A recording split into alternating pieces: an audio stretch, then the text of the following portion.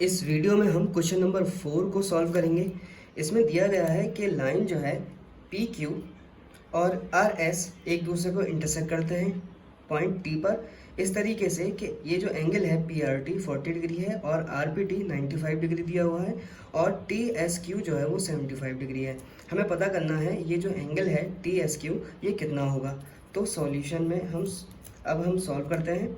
तो इसके अंदर जो इस्तेमाल होगा, दो आइडेंटिटी इस्तेमाल होंगी, वर्टिकली ऑपोजिट एंगल और एंगल सम प्रॉपर्टी।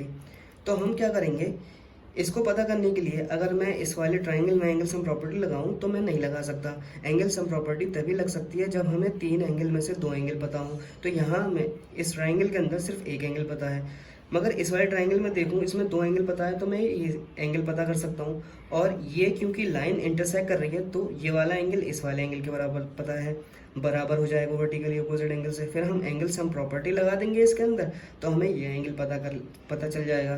तो चलिए सॉल्व करते हैं।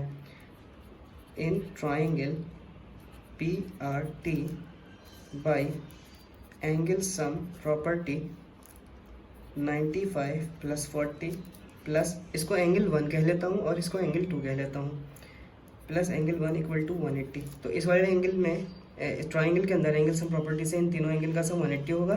तो इनको प्लस करेंगे तो ये हो जाएगा 135 प्लस एंगल 1 इक्वल टू 180।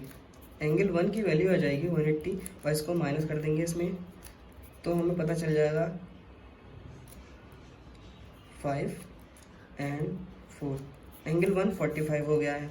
अब क्योंकि लाइन इंटरसेक्ट कर रही है पी क्यू और आर एस एक दूसरे के टी पर, इस वजह से मैं कह सकता हूँ एंगल 1 एंगल 2 के बराबर होगा, जो कि हो जाएगा 45, क्योंकि ये वर्टिकली ऑपोजिट एंगल है। अब इस वाले एंगल, इस ट्राइंगल के अंदर जो कि है एस क्यू टी, इसके अंदर अगर एंगल सम प्रॉपर्टी लगाऊं तो मैं कह सकता हूँ angle 2 plus 75 plus angle S Q T, जो कि बराबर हो जाएगा 180 के। एंगल 2 क्योंकि बराबर है 45 के, तो 175 प्लस 45 ये हो जाएंगे 120 प्लस एस क्यू टी 180।